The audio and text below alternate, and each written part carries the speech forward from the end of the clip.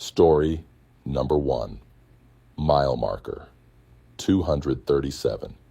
I was 6 hours into my shift, hauling freight through the icy stretches of Highway 41, when I saw him, a lone figure standing by the road, barely visible through the thick curtain of falling snow. Normally, I don't pick up hitchhikers. Too many horror stories, too many risks. But something about him made me slow down. Maybe it was the way he stood, arms limp at his sides, head slightly tilted like he was listening to something in the wind. Or maybe it was the way my headlights seemed to pass right through him. I pulled over, rolling the window down just enough to yell through the cold, "You need a ride?" The man turned his head slowly, almost mechanically, and nodded. His face was gaunt, pale like he hadn't seen the sun in years. He wore an old, tattered coat, the kind truckers wore back in the 70s, and his boots were caked in snow and mud. Something about him made my stomach knot, but the wind howled through the empty highway, and I told myself I was being paranoid. I unlocked the door. He climbed in without a word, moving stiffly like his joints were frozen stiff. As soon as he settled, the cab filled with a stench of wet earth and something metallic, like rust. I forced a cough, trying not to gag, and focused back on the road. "Where you headed?" I asked, keeping my tone casual. The man didn't answer right away. He just stared straight ahead, hands resting awkwardly on his lap. Then in a voice that sounded dry, like wind scraping over gravel, he muttered, "Just up ahead." That should have been my first warning. There was nothing ahead. No towns, no truck stops, just miles of frozen road and dense forest on either side. I told myself maybe he lived in one of those remote cabins, the kind buried deep in the woods, where people went to disappear. For a few miles, we drove in silence. The only sound was the hum of the engine and the steady thud of snow hitting the windshield. Every so often I glanced at him from the corner of my eye. He never moved, never shifted, just sat there, staring ahead, like he could see something I couldn't. Then, at mile marker 237, he spoke. "Stop here." I hesitated. The place was pitch black, just a stretch of road swallowed by the storm. No signs of a house, no lights, just thick black, gnarled trees looming in the dark like watchful figures. "You sure?" I asked. The man turned his head toward me for the first time since getting in. His eyes were wrong, not just hollow or sunken. Wrong. Like something inside was looking out, something that wasn't him. "Yes." A chill ran down my spine. I pressed my foot against the brake, and the truck groaned to a stop. The man reached for the door handle, but paused. For the first time, he looked directly at me, his lips pulling back in something that wasn't quite a smile. "They always stop," he whispered. Before I could ask what the hell that meant, he stepped out and vanished into the storm. Not walked away. Vanished. 1 second he was there, and the next, the snow swallowed him whole. The cab was dead silent. My breath came out in ragged clouds, the air inside suddenly colder than outside. I stared out into the night, waiting for movement, for footsteps, for anything. But the road was empty. I should have driven off right then. Should have floored it and never looked back. But something made me stay. Then the smell hit me again. That same rotting metallic stench, stronger this time. I gagged, covering my nose, but it clung to the air like decay soaked into the seats. I reached for my flashlight, gripping it like a lifeline, and against every instinct in my body, I opened the door. Snow crunched under my boots as I stepped out. The wind howled, whipping against my coat. but the cold felt secondary to the heavy, suffocating presence pressing against my chest. I turned my flashlight toward the tree's footprints, his, leading into the forest. But something wasn't right. There was a second set of prints, bigger, deeper, like something heavy had been walking beside him. I shined the light further. My breath caught in my throat. At the tree line, something stood there. Not a person, not an animal, just a dark shape, towering and motionless, its limbs too long, its head slightly tilted, as if it had been watching us the whole time. The air around me turned electric, buzzing like static. The flashlight flickered. Then I heard it, a whisper, not from the trees, from inside the truck. I spun around. The cab light flickered, casting erratic shadows. Inside. My gut clenched as I stepped closer. The smell of decay thickened. My pulse pounded in my ears. I looked inside. He was sitting in the passenger seat. Not the man I picked up. Something else. Its skin stretched too tight over its skull, its mouth hanging open in a frozen grin. Its eyes, empty sockets, bleeding black. I staggered back, slipping on the ice. My flashlight dropped, spinning wildly before the beam landed on the ground beside my truck. That's when I saw the final horror. More footprints circling my truck. The wind howled louder, carrying whispers that weren't mine. I didn't look back. I didn't check the cab again. I just ran, jumped into the driver's seat, slammed the door shut, and floored it. The tires spun for a second before the truck lurched forward, tearing down the road. I didn't stop, not until I hit the next town, where I parked under the bright lights of a gas station and tried to convince myself it didn't happen. But when I opened the door, the smell hit me again, and on the passenger seat, pressed into the fabric, was a single, wet handprint. I never drove that highway again. Never picked up another hitchhiker. But sometimes, on long, empty roads, when the snow starts falling heavy and the air grows too still, I check the rearview mirror, and sometimes I see something sitting in the back seat, waiting. Story number 2, the man in the rearview. The first time I saw him, I thought it was just exhaustion playing tricks on me. Long-haul trucking in the dead of winter does that to you. Blizzards blurring the road, fatigue creeping in like a slow poison, and isolation turning the night into something unnatural. But this was different. This wasn't just a shadow or a fleeting trick of the light. I was somewhere along Route 89, cutting through the frozen mountains, when I caught the first glimpse of him. A man sitting in the back of my cab. It was just a flash in the rearview mirror, but it was enough to send a spike of cold panic down my spine. He was there, a dark figure, just barely visible in the dim interior. My first instinct was to slam the brakes, but instinct is a dangerous thing on an icy road. Instead, I gripped the wheel, my pulse hammering against my ribs, and stole another glance. Nothing. The back seat was empty. I swallowed hard and forced a shaky breath, telling myself I was overtired. That's what happens when you've been running on gas station coffee and 4 hours of sleep.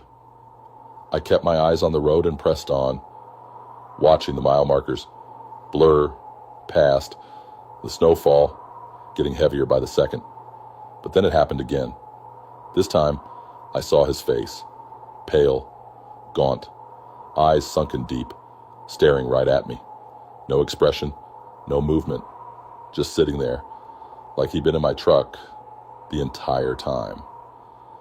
I swear, I could see the slow rise and fall of his chest, the way the dim light caught the sharp angles of his face. My breath caught, and I spun around, heart hammering so hard it felt like it might burst. No one. The seat was empty. I clenched my teeth, gripping the wheel so tight my knuckles ached. Maybe I was going crazy. Maybe this was some kind of waking nightmare from pushing my body too far. I needed to stop for the night. Get some real sleep. I pulled into a rest stop about 20 miles ahead. It was barely more than a patch of asphalt and a vending machine half buried in snow. The lot was empty, except for an old sedan covered in ice. The place was dead quiet. No other trucks, no movement. Just the sound of the wind howling through the trees. I killed the engine and sat there for a moment, staring at my reflection in the windshield. My own face looked wrong, pale, tired. I ran a hand over my face, trying to shake the unease gnawing at my gut. Then I looked in the rearview mirror again. He was still there, closer this time, not in the back seat, right behind me. I froze, every hair on my body standing on end. His face was inches from mine, staring through the glass, his lips barely parted, like he was about to whisper something. I could see the ridges of his cheekbones, the way his breath didn't fog up the glass. My hand shot for the door handle. I scrambled out into the snow, nearly slipping as I backed away, my breath coming in ragged gasps. I turned to look at my truck, half expecting to see him still sitting there, but the cab was empty. I stood there, snow soaking through my boots, my chest heaving as I tried to convince myself I wasn't losing my mind. But I knew what I saw. I knew. I wasn't alone in that truck. I wasn't alone at all. Shoving the thought away, I climbed back inside, locking the doors, even though I knew it wouldn't help. I left the engine running, blasting the heater, trying to make the space feel less suffocating. Sleep was out of the question, so I settled for gripping my coffee thermos like a lifeline and staring at the windshield, refusing to look at the mirrors again. That's when I heard it, a soft creak, the sound of weight shifting in the back seat. My breath hitched. I stayed perfectly still, every nerve in my body screaming at me to run, to get out, to not turn around. But I had to. Slowly, I reached for the mirror, my fingers ice cold. I tilted it just enough to see the reflection of the back seat. And there he was, smiling. I don't remember the moment I threw the truck into drive. My hands moved on their own. My foot slammed the gas, and the tires spun against the ice before catching. I tore out of that lot, the vending machine, and frozen trees, vanishing into the rearview along with the man. He was gone. I kept my eyes on the road, refusing to blink, refusing to check the mirror again. I didn't stop. Not for fuel, not for food. I drove straight through the storm, my body running on adrenaline and raw fear. By the time I finally pulled into a well-lit truck stop, dawn was creeping over the horizon. My hands trembled as I shut off the engine. For the first time in hours, I dared to check the mirror. Nothing, just my own reflection, haggard and pale. I exhaled sharply, almost laughing at how ridiculous it all seemed in the light of day. Maybe it really had been exhaustion. Maybe my mind was playing tricks on me. I stepped into the diner, the bell jingling as I entered. The place smelled like burnt coffee and fried eggs, and the warmth was a welcome relief from the bitter cold outside. I ordered a coffee and took a seat at the counter, my fingers still shaking as I gripped the cup. An older guy sitting next to me glanced over. "You look like you saw a ghost, son." I forced a chuckle. Something like that. His expression shifted, something dark flickering behind his eyes.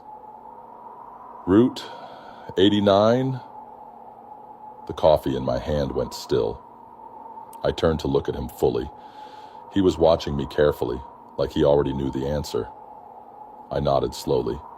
He let out a breath, shaking his head. Damn fool, truckers never learn. You ain't the first to see him? Won't be the last, neither. A chill ran through me, deeper than any winter cold. I swallowed hard. Who is he?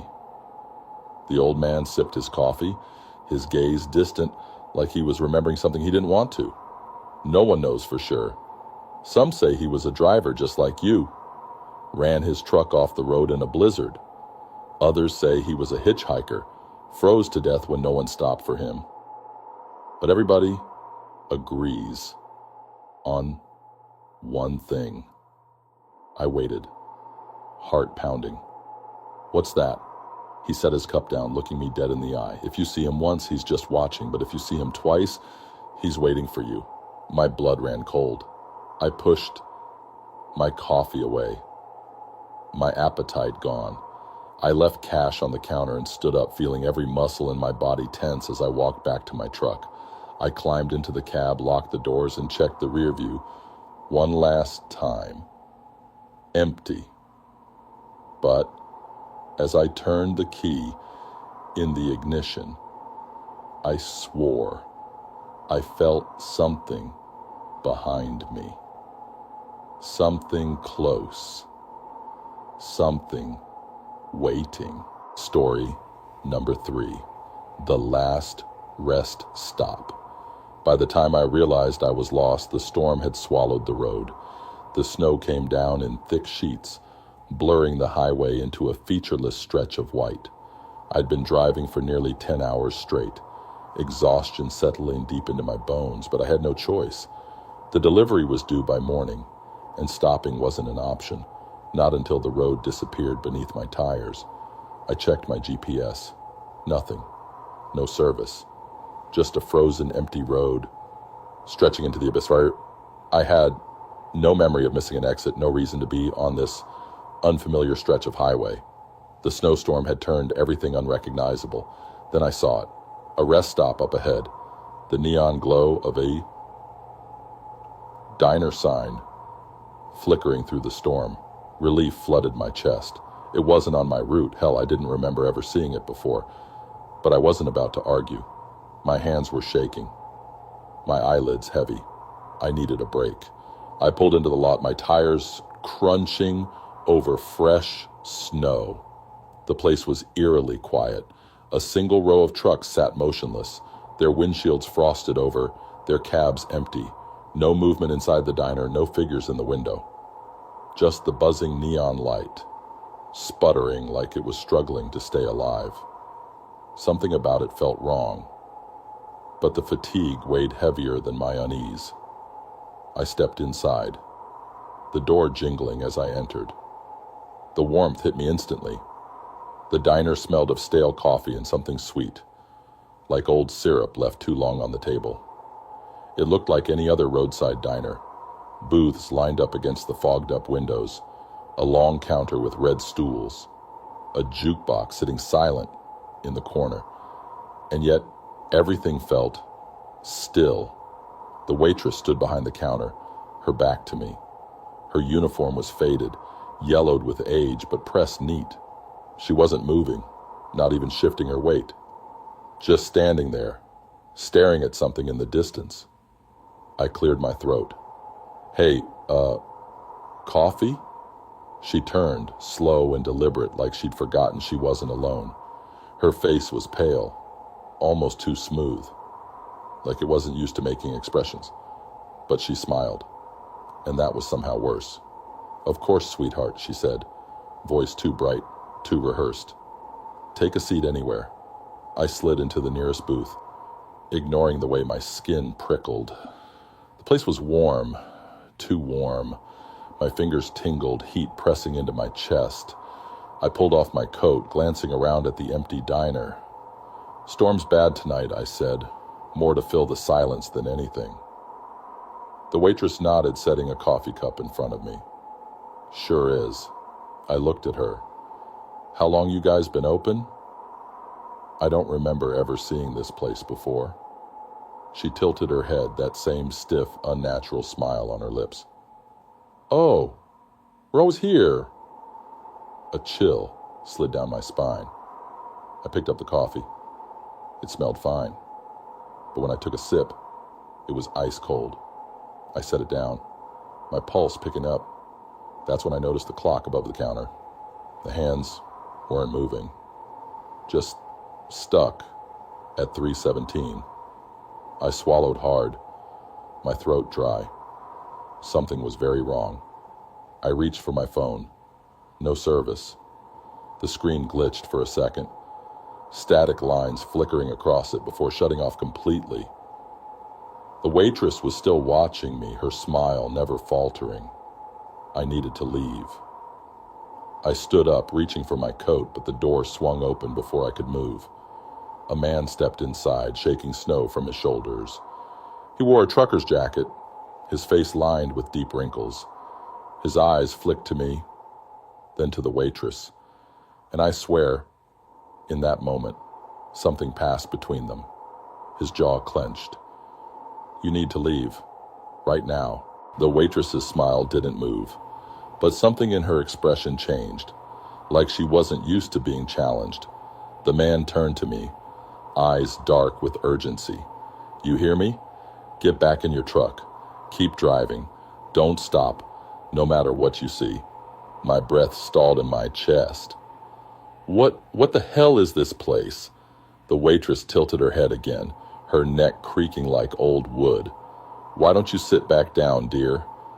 I took a step back, my legs trembling. The man grabbed my arm. His hand was ice cold. "Go. Now." I didn't argue. My body moved on instinct, shoving past him toward the door. But just as I reached it, I glanced back. The man hadn't moved, but the waitress had. Her face had changed. Her eyes were gone, just dark, gaping holes. Her mouth stretched too wide, her skin splitting like old fabric. And as she opened it, I heard something. Not a voice, but a sound. A low, distorted hum, vibrating through my bones. I ran. I crashed into the truck, my hands fumbling with the keys. The diner lights flickered violently, shadows twisting inside. I didn't look back. I started the engine and floored it, my tires skidding over the ice. I hit the highway, the snowstorm closing in again. My breath came in ragged gasps, my heart hammering against my ribs. I gripped the wheel so tight my knuckles ached. I drove, I don't know how long. Then, through the storm, I saw it, the diner, up ahead, exactly where I just left it. The same buzzing neon sign, the same empty lot, and standing outside, under the flickering glow, was the waitress, waiting, smiling. I didn't stop. I didn't slow down. I pressed the gas harder, the speedometer creeping past safety limits. The diner vanished behind me, swallowed by the snow. I drove until I saw another set of lights, real ones. A different truck stop, filled with people, warmth spilling through the window. I pulled in, my hands shaking as I parked. I sat there for a long time, trying to catch my breath, trying to make sense of what just happened. I never found that road again, never saw that diner again. Sometimes, on long, dark highways, when the snow is falling thick and the world feels too empty, I see the glow of a neon sign in the distance, and I keep driving. Story number 4. Don't look at the deer. I first saw it just past mile marker 112. A deer, standing in the middle of the road, frozen in the high beams of my truck. Its body was covered in frost, steam rising from its back in the freezing air. Nothing unusual about that. Winters out here were brutal, and deer were a common sight. But something about it made my stomach twist. It wasn't moving, not even flinching, just standing there, its head slightly tilted, staring straight at me. I eased my foot onto the brake, trying not to skid on the ice. The snow had been falling for hours, covering everything in a thick, silent blanket. The storm had swallowed the road behind me, making it impossible to turn back. I was already running late, and stopping wasn't an option. I honked my horn. The deer didn't react. That's when I noticed its eyes. They weren't reflecting the headlights like they should have. No glassy shimmer, no quick flash of white. Just black, hollow, endless, black. A wave of nausea crawled up my throat. Something was wrong. Then, through the static of my CB radio, a voice crackled in, weak, distant. "Don't look at it." I flinched, my heart slamming against my ribs. The voice was barely above a whisper, but it cut through the silence like a blade. "Keep driving," it said, the signal warping, distorting. "Don't stop. Don't look at it." A cold sweat broke across my back. I searched the road ahead, my hands gripping the wheel so tight my knuckles ached. But the deer still hadn't moved. Then its head snapped to the side. Fast, too fast, like a glitch in a video. My stomach flipped. I couldn't move, couldn't breathe. The voice on the radio crackled again, more urgent this time. "Drive." I slammed the gas. The truck lurched forward, tires skidding against the ice. For a moment, I thought I wouldn't make it, that the road would swallow me, that the thing would move, do something. But it didn't. It just stood there, watching. I gritted my teeth, forcing my gaze forward, refusing to look in the mirrors. My hands were trembling, my pulse hammering in my ears. The moment I passed the deer, a cold wave washed over me, like stepping through an invisible wall of ice. And then I heard it, a crunch, a dragging sound. Something was following me. The road stretched ahead, dark and endless, but I could hear it, the slow, deliberate scrape of hooves against the asphalt. Not running, not galloping, walking, matching my speed. I swallowed hard, forcing myself to keep my eyes on the road. I wanted to check my mirrors to see if it was still there, but the voice from the radio repeated in my head. "Don't look at it." Minutes passed, but it felt like hours. The sound never faded. Then my radio crackled again. "You're almost there," the voice said. "Stay on the road. Don't stop, no matter what you hear." I pressed harder on the gas, the truck roaring through the storm. The snow was thick now, swirling like a living thing, but I didn't dare slow down. The sound of hooves grew louder, closer. Then something tapped against my window. A sharp, deliberate knock. My vision blurred. My fingers ached against the wheel. Every nerve in my body screamed at me to turn my head, to look. Another knock. This time, from the passenger side. I clenched my jaw so hard, my teeth hurt. The air inside the cab was freezing, my breath coming out in thick, ragged clouds. Then, from just outside the truck, a whisper. "Let me in." It wasn't the voice from the radio. It was closer. A low, slow murmur, like a breath against the glass. I could hear the weight behind the words, the shape of something just outside my vision. My hands were shaking. My whole body was shaking. The whisper came again. "You saw me." I bit down on my tongue hard enough to taste blood. The voice chuckled, a wet, rattling sound. "You looked. Number I hadn't. I knew I hadn't. But the doubt crept in, wrapping around my throat like a hand. The knocking turned into a scraping, nails dragging along the metal of my door. Slow, deliberate. "Let me in," the voice whispered again, almost pleading now. "It's cold." I pressed the pedal to the floor. The truck surged forward, speedometer climbing past safe limits. But I didn't care. The road was a blur. The snow, a dizzying wall of white. But I refused to stop. Then, suddenly, silence. The knocking stopped. The scraping stopped. Even the sound of hooves was gone. I forced myself to breathe. My pulse pounded against my skull. my hands still locked in a death grip on the wheel. The road ahead was clearing, the snow thinning. Then my radio crackled one last time. "You made it." I let out a breath I hadn't realized I was holding. My limbs felt weak, my vision hazy, but I kept going.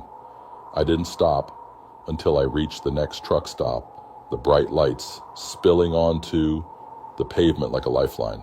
I parked, my body aching from the tension, my mind still spinning. The world outside felt real again, normal. But when I stepped out of the truck, my stomach dropped.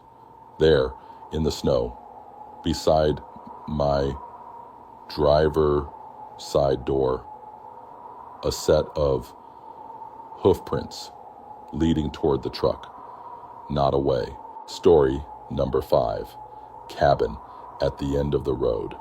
The snowstorm hit harder than I expected. 1 minute, the road ahead was clear. The next, it had vanished under a thick white curtain. I had been driving for nearly 12 hours straight, my body running on nothing but gas station coffee and adrenaline. The delivery wasn't due until morning, but the storm had swallowed any chance of making it on time. I could barely see the highway signs, let alone the road. My GPS had stopped working hours ago, flickering between dead zones, and now I was navigating blind.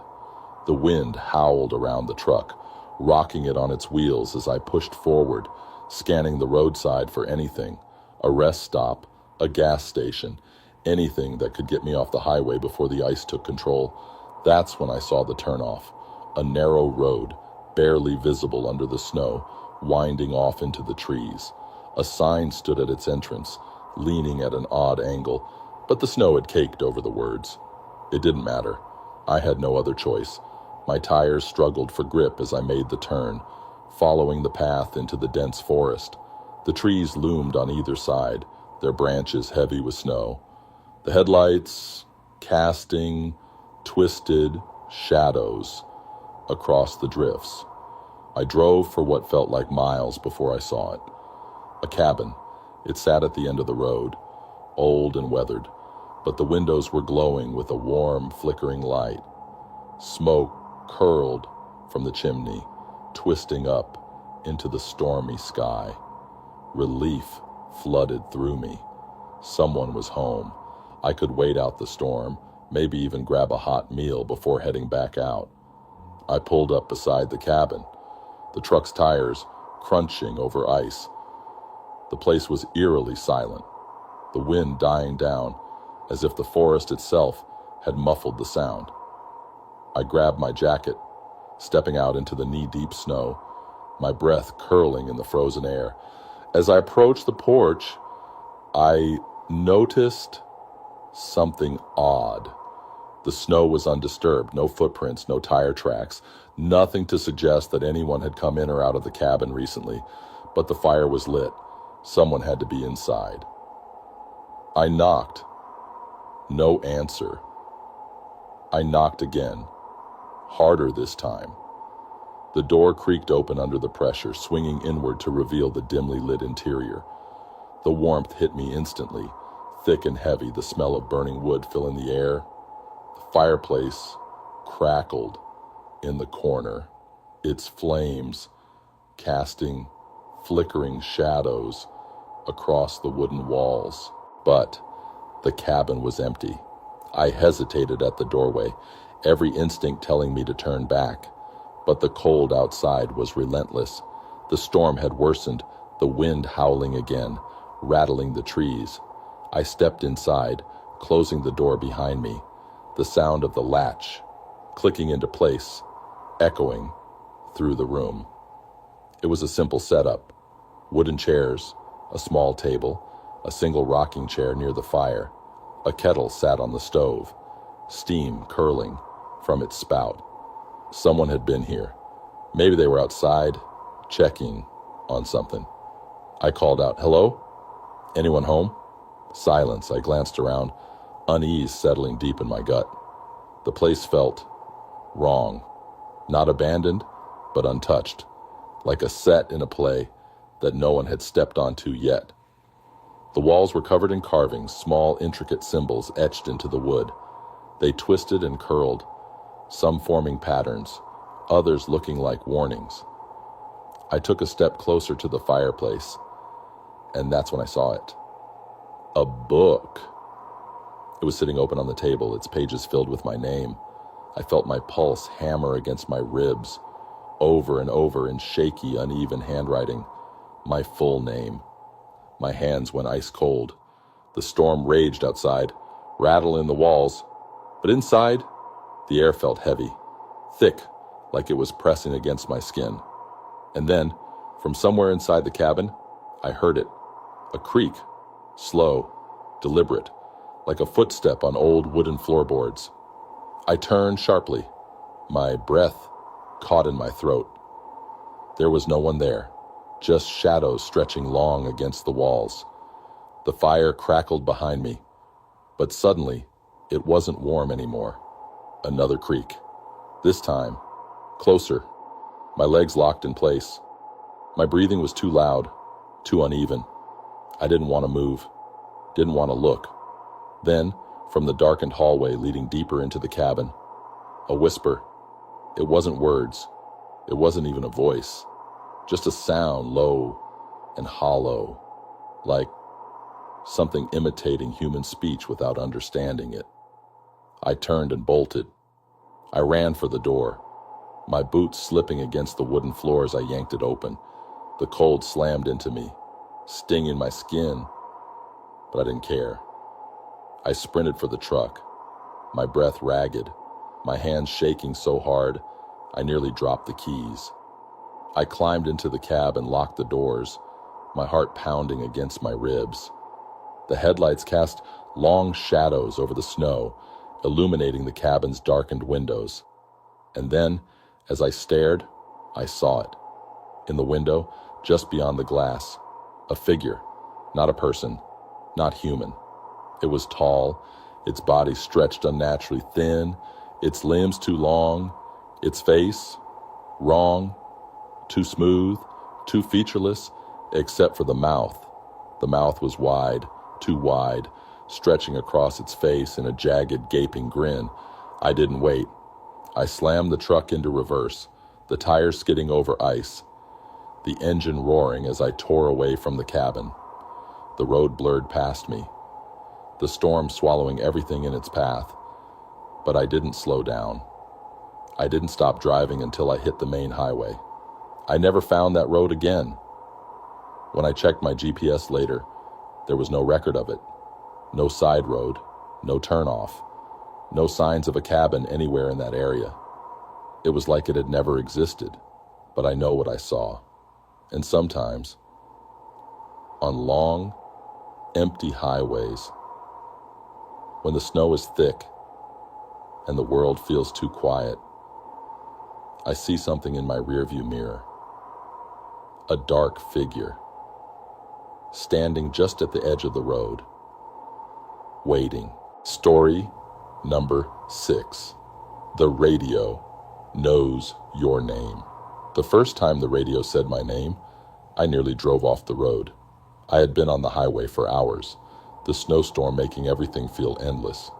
The road stretched ahead, buried under thick layers of ice. The trees lined the side, barely visible through the heavy snowfall. It was just me, my truck, and the sound of static humming through the CB radio. I had the channel open, hoping for some company, maybe another trucker stuck in the storm. But the radio had been dead for hours. No chatter, no signals, just the occasional burst of white noise breaking through the silence until I heard it. A voice, weak and crackling. David. My stomach clenched. I hadn't touched the mic. I hadn't spoken. But my name had just come through the speakers. I swallowed hard, my grip tightening on the wheel. Maybe it was another trucker, someone who knew me. But the way the voice said it, slow, deliberate, like testing how the name felt. I reached for the radio, my hand trembling slightly. Who's this? Silence. Then the static shifted again. A whisper. "You don't remember me?" A chill crawled up my spine. The voice was strange. Not quite male, not quite female. Distorted, like a recording played too many times. I forced a shaky breath, trying to steady myself. "This some kind of joke?" I asked. "If you know me, say your name." Silence again. But the air in the cab felt heavier now, thicker, like something unseen had settled in the seat beside me. Then the voice returned. "You left me behind." I nearly slammed the brakes. My pulse pounded against my skull. I glanced at the passenger seat, at the empty space that suddenly felt anything but empty. My mouth was dry. "I don't know what you're talking about." The radio hissed. The static twisted into something garbled, something almost like laughter. "You do." The snowstorm had thickened. I could barely see 10 feet ahead, the world outside nothing but white and shadows. My headlights carved a path through the dark, but it didn't feel like I was going anywhere. I turned the radio off. The silence inside the truck was suffocating. My breath felt too loud, my heartbeat thudding in my ears. I needed to stop, clear my head. An old song, a song I hadn't heard in years, a song that should not have been playing. Icy fear locked my chest. I knew this song, knew it too well. It was the song that had been playing the night my brother died. I gripped the wheel, my knuckles white. "Who the hell is this?" The voice hummed along with the tune, slow and broken. "You left me behind." I slammed the radio off again, harder this time. My breathing was uneven, my mind racing. I was losing it. This was all in my head. It had to be. Then, the headlights flickered. For a brief second, the road disappeared. Not in the snow, not in the dark. It was just gone. And in its place, through the brief blackness, I saw something. A face. Pale. Sunken. Lips curled into something between a smile and a scream. And I knew that face. The truck jolted as my tires hit an unseen patch of ice. I fought for control, my breath ragged, my hands slick with sweat despite the cold.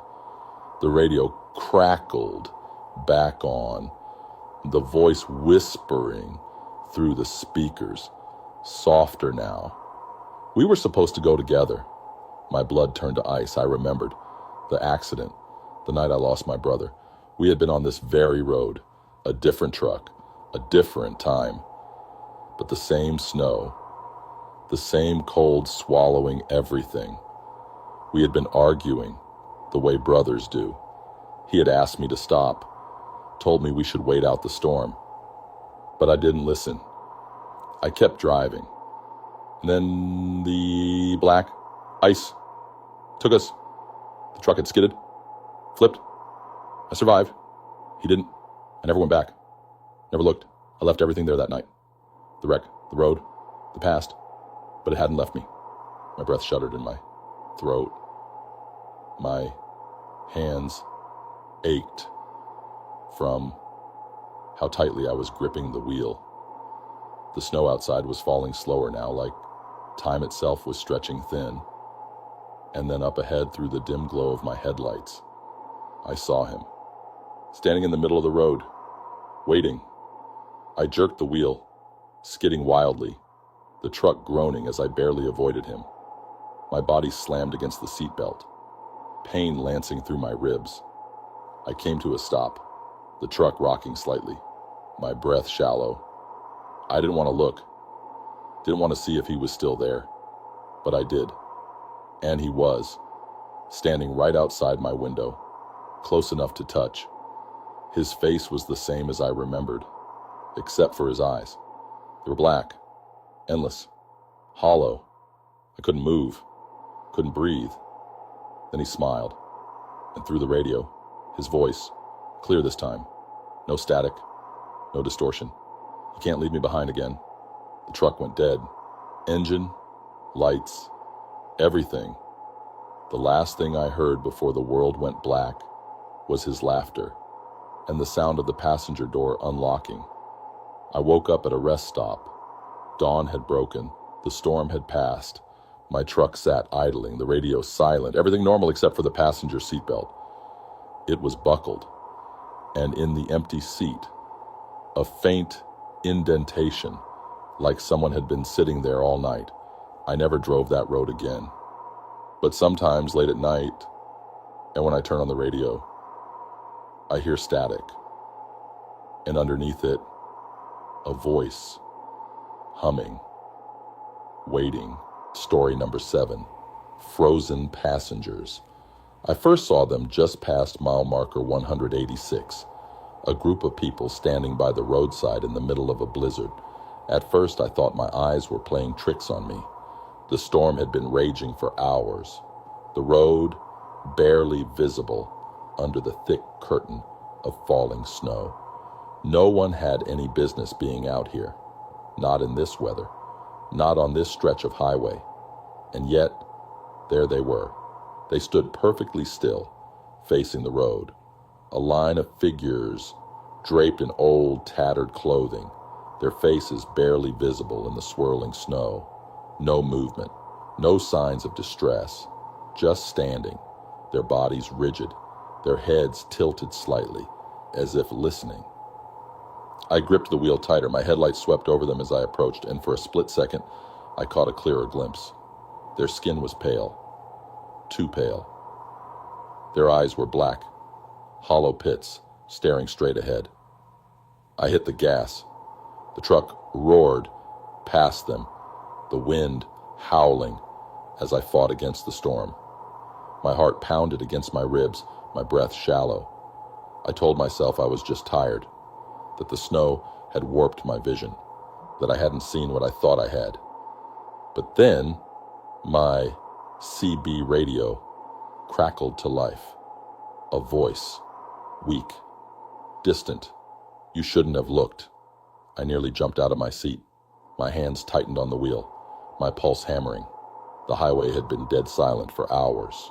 No truckers, no signals, nothing but static. I grabbed the mic, forcing my voice to stay steady. "Who's this?" Silence. Then, through the static, a low whisper. "They're still watching." A wave of nausea crawled up my throat. I glanced in the rearview mirror, my breath hitching. The road behind me was empty. Nothing but swirling snow and darkness. But somehow, I knew they were there. I slammed the radio off. I focused on the road, pushing forward, refusing to let my mind slip into fear. Just needed to make it to the next truck stop. Needed to get off this road. Then, the temperature inside the cab dropped. The heater was on full blast, but suddenly the air was freezing, my breath fogging up in front of me. My fingers went numb against the wheel, and that's when I heard it, a soft rustling behind me. The sound of fabric shifting, like someone moving in the back of the cab.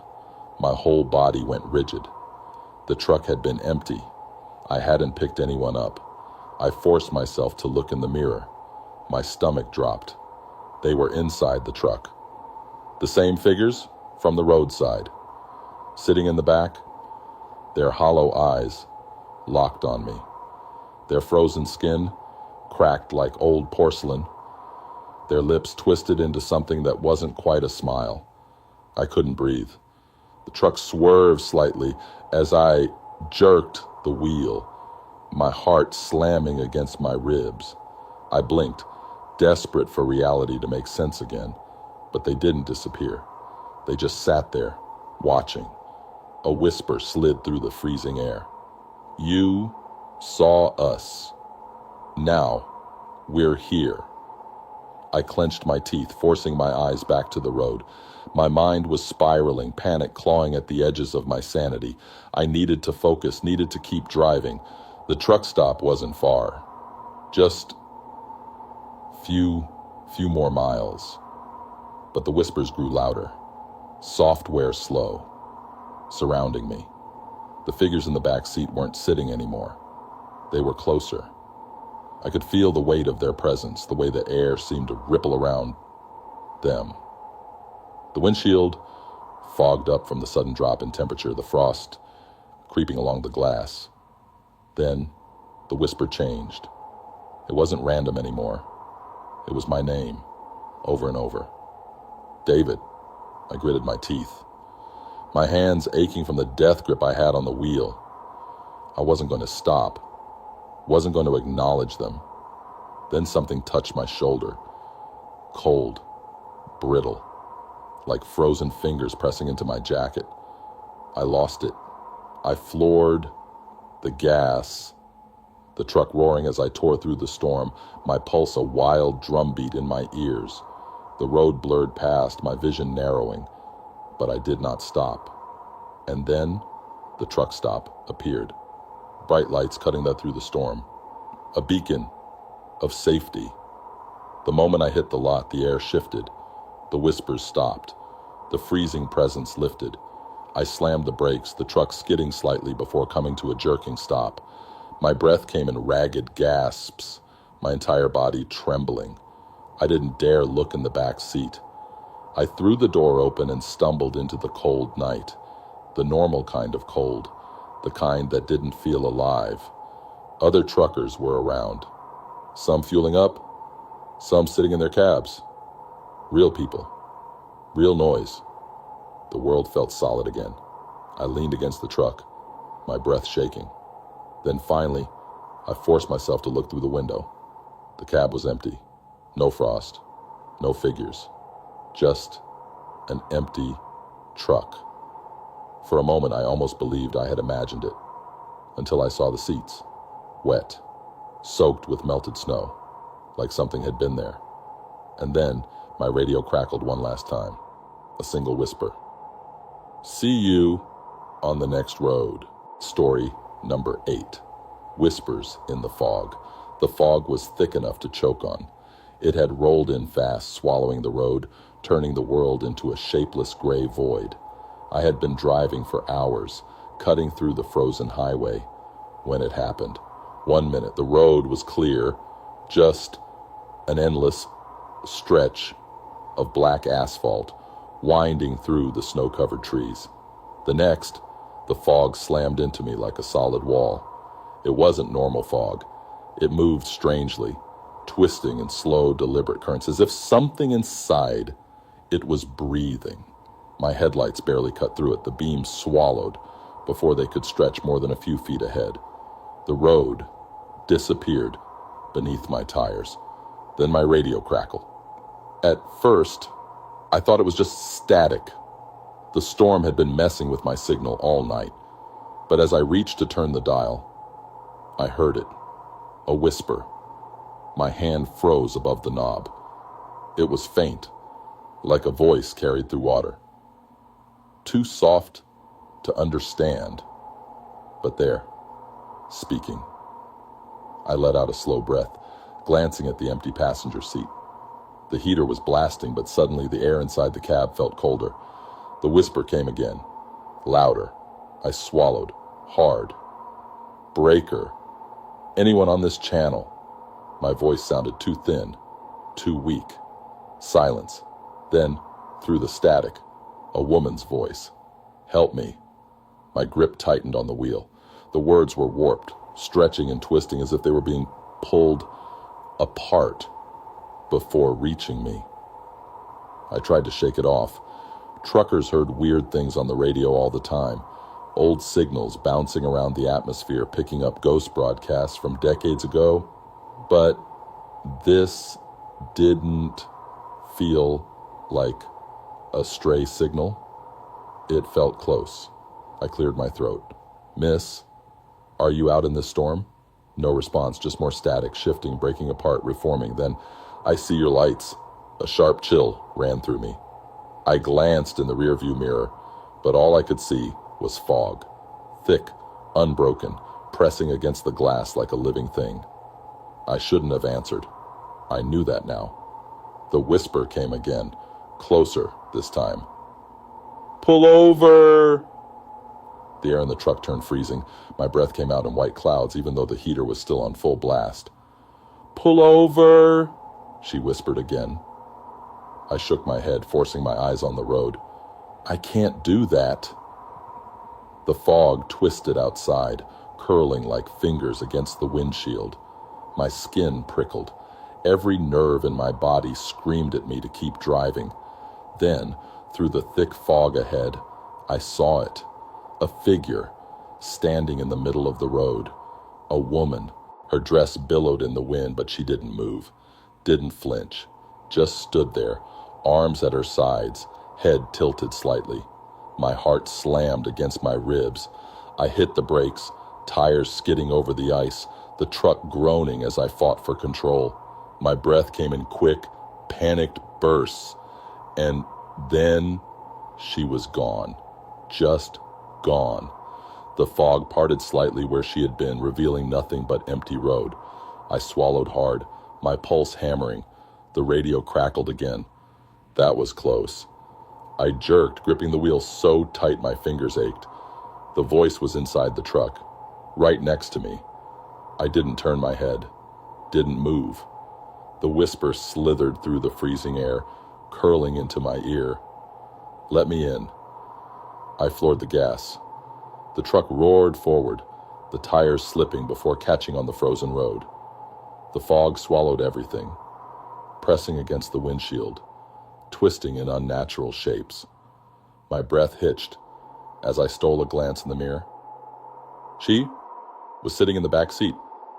Not a reflection, not a trick of the light. She was there. Her skin was pale, her eyes sunken black pits. Her lips barely moved as she whispered, her voice crawling into my bones. You shouldn't have stopped. I yanked my gaze away, forcing my eyes back to the road. My pulse was a frantic, uneven beat. Keep driving, I told myself. Don't stop. Don't look. But the whisper didn't stop. It filled the cab, a chorus of voices now, overlapping, shifting, repeating the same words. Let me in. I gritted my teeth, sweat slicking my palms despite the cold. The road was endless. The fog refused to break. My headlights barely reached beyond the hood. Then, up ahead, lights. A truck stop. I nearly sobbed in relief. I pushed the gas harder, speeding toward the glow of neon signs breaking through the storm. The moment I hit the lot, the fog vanished. I slammed the brakes, my body trembling as the truck skidded to a stop. The world outside was clear again, just snow, just frozen asphalt, just the quiet hum of diesel engines from other trucks parked nearby. I let out a shuddering breath. Then, slowly, I turned to check the back seat. It was empty, but on the fogged-up window, traced in the condensation, was a single word. Soon. Story number 9. The truck that shouldn't exist. I first noticed it just past midnight, somewhere along Route 46. The snow had been falling steadily for hours, thick and relentless, reducing visibility to almost nothing. The road ahead was just a narrow strip of asphalt, swallowed by an endless white void. I had been driving for 10 hours straight, exhaustion creeping into my bones, my eyelids heavy despite the bitter cold. But then, in the distance, I saw it. Headlights, bright, unmoving. A truck parked on the shoulder, its cab angled slightly toward the road, like it had pulled over in a hurry. I slowed as I approached, expecting to see hazard lights flashing, maybe a driver waving for help. But there was nothing. No movement. No sign of life. The truck was identical to mine. Same make, same model. Same company logo on the trailer. A chill slid down my spine. The odds of that were slim. Trucking companies ran fleets, sure, but I'd never seen this exact truck before. As I passed, I risked a glance into the cab and nearly slammed on the brakes. Someone was sitting inside, but they weren't moving. They were slumped forward, their face hidden by the brim of their hat. I only saw them for a second, but in that brief moment, I could feel something was wrong. The air inside my own truck seemed to drop in temperature. The heater was blasting. But suddenly, my breath was fogging up the windshield. The radio crackled. Not static, not chatter, just a low, distorted hum, like something trying to form words. My fingers tightened around the wheel. I swallowed hard, shaking off the unease. Probably just another trucker caught in the storm. Maybe asleep, maybe dead tired like I was. I kept driving. 10 miles later, I saw it again. Same truck, same position, same slumped figure in the driver's seat. My stomach twisted. That was impossible. There had been no turns, no exits, just a straight stretch of highway, buried in snow. I checked my mirrors, half expecting to see the first truck still sitting behind me. Her dress billowed in the wind, but she didn't move, didn't flinch, just stood there, arms at her sides, head tilted slightly. My heart slammed against my ribs. I hit the brakes, tires skidding over the ice, the truck groaning as I fought for control. My breath came in quick, panicked bursts, and then she was gone, just gone. The fog parted slightly where she had been, revealing nothing but empty road. I swallowed hard, my pulse hammering. The radio crackled again. That was close. I jerked, gripping the wheel so tight my fingers ached. The voice was inside the truck, right next to me. I didn't turn my head, didn't move. The whisper slithered through the freezing air, curling into my ear. Let me in. I floored the gas. The truck roared forward, the tires slipping before catching on the frozen road. The fog swallowed everything, pressing against the windshield, twisting in unnatural shapes. My breath hitched as I stole a glance in the mirror. She was sitting in the back seat. Not a reflection, not a trick of the light. She was there. Her skin was pale, her eyes sunken black pits. Her lips barely moved as she whispered, her voice crawling into my bones. You shouldn't have stopped. I yanked my gaze away, forcing my eyes back to the road. My pulse was a frantic, uneven beat. Keep driving, I told myself. Don't stop. Don't look. But the whisper didn't stop. It filled the cab, a chorus of voices now, overlapping, shifting, repeating the same words. Let me in. I gritted my teeth, sweat slicking my palms despite the cold. The road was endless. The fog refused to break.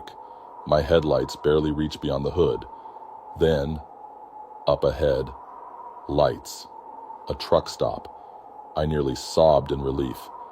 I pushed the gas harder, speeding toward the glow of neon signs breaking through the storm.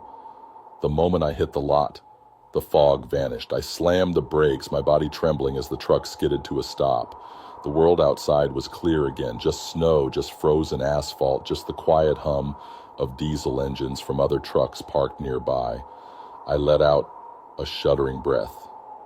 Then, slowly, I turned to check the back seat.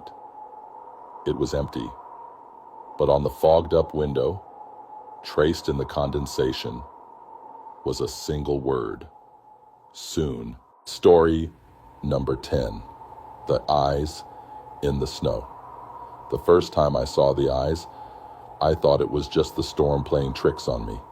I had been driving for nearly 13 hours, pushing through the endless stretch of frozen highway. The blizzard had swallowed the road completely, leaving only a narrow path carved by my headlights. The snow came down so heavy, it blurred the edges of the world, turning everything into a suffocating white void. I was exhausted, my hands stiff from gripping the wheel, but I couldn't stop. Not out here.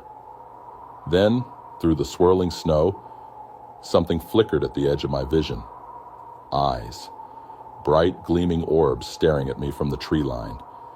I barely caught them before they vanished, swallowed by the storm. But for the brief second I saw them, my chest tightened. They weren't animal eyes. They were too high, too still. And worst of all, they weren't reflecting light. They were glowing on their own. A shiver crawled down my spine. I kept driving. I told myself I was just tired, that my mind was fraying at the edges after too many hours on the road. But deep down, I knew that wasn't true, because the further I drove, the more I saw them. First in the trees, flickering between the branches like fireflies, then closer, near the guardrails, watching, never blinking, never moving, just there. By the time I reached the next truck stop, my nerves were shot. The place was nearly deserted, just a few rigs parked under the dim glow of the overhead lights. I pulled into a space near the diner and shut off the engine, my breath coming in shaky bursts. The heater hummed softly, filling the cab with warmth, but I still felt frozen to my core. I rubbed my eyes, forcing a slow breath. Get a grip, man. Then, a tap at the window. I jolted so hard I nearly hit my head on the steering wheel.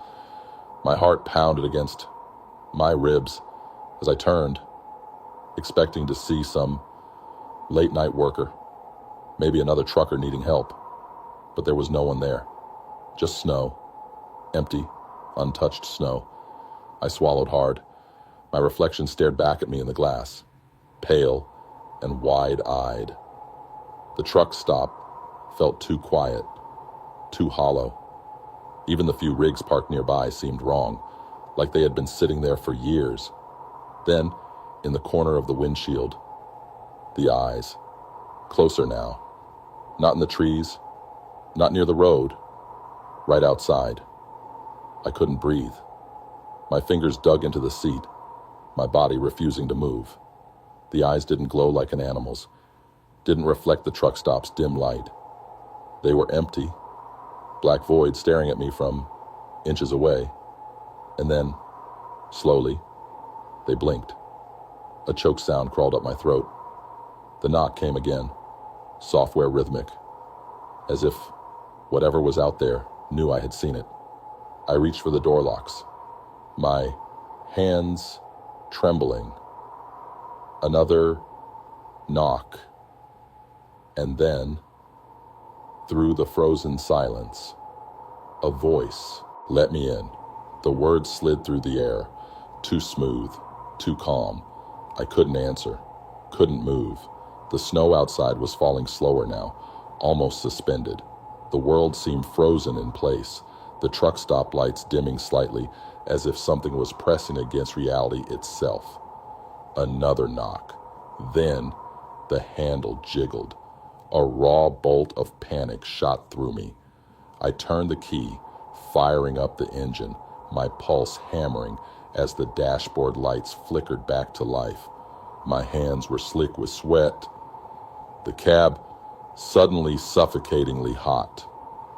I didn't look at the window again. I would not look. I slammed the truck into gear and peeled out of the lot, my tires skidding over the ice before catching traction. The headlights carved through the darkness, the diner and the gas pumps vanishing in my mirrors. But as I sped onto the highway, something moved in the rear view. A shadow, sitting in the back seat. I couldn't see its face, just a dark shape, shifting slightly as if settling in. My throat tightened. My whole body went cold. Then the radio crackled. "Why did you leave?" The voice was wrong, too familiar. I knew it. I knew it like I knew my own, because it was mine. I slammed the radio off, pressing my foot harder on the gas. My knuckles were white against the wheel, my breath coming in short, panicked bursts. The road ahead stretched into the abyss, endless and dark. But in the mirror, the shadow didn't disappear. It only smiled. I drove for hours without stopping. When I finally dared to look again, the back seat was empty, but in the frost creeping along the inside of the windshield, something had been traced by a finger, two circles, eyes, watching. Story number 11. They buried me here. I don't remember taking this road. The map said it was a shortcut. Just a quiet back road, cutting through the snow-covered forest, a way to shave an hour off my route. But the deeper I drove, the more it felt like I had made a mistake. The road was too narrow, barely more than a strip of asphalt swallowed by endless trees. The snow fell heavier now, thick and suffocating, turning the world into a ghostly blur. The headlights barely cut through it, revealing only the twisting path ahead. Then my radio crackled. The CB had been dead all night, no signals, no voices, just static, until now.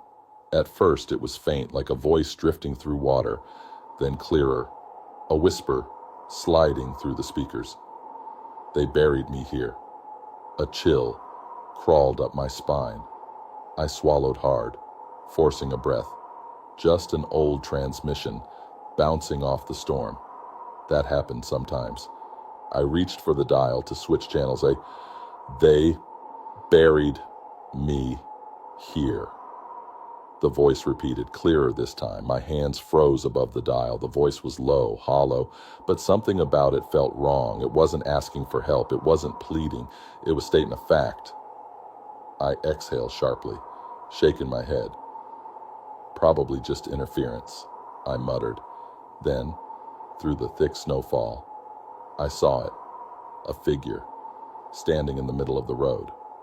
I slammed the brakes, the truck groaning as it skidded slightly over the ice. My breath came in quick, sharp bursts, my pulse hammering in my ears. The figure didn't move. At first, I thought it was a person, a man, wrapped in an old tattered coat, his face obscured by the heavy snowfall. But then my headlights caught something. His feet weren't touching the ground. The air inside the cab turned freezing. My breath curled in thick white clouds, my skin prickling with a deep, unnatural cold. The figure lifted its head, and I saw its eyes, not human, not animal, just empty, hollow voids stretching too deep into its skull. The moment they locked onto mine, something shifted. The snow around me stopped falling. The engine hummed softly, but the sound felt far away. The world had gone silent. No wind, no creaking trees, nothing. Then the figure smiled, not with its mouth, with its eyes. I slammed the truck into reverse. The tires spun against the ice before catching, the whole rig shuddering as I backed away. The figure didn't move. It just watched. I needed to get out of here, find an exit, a town, something. I threw the truck into drive and peeled away, my breath coming in ragged gasps. The road stretched ahead, disappearing into the storm. I gripped the wheel tighter, refusing to look in the mirrors. Then the voice returned, closer now. They buried me here. I nearly swerved off the road. The voice wasn't coming from the radio anymore. It was inside the cab. My hands shook. I didn't want to look. Didn't want to see what was sitting in the passenger seat. But my body moved before I could stop it. And he was there. The same figure.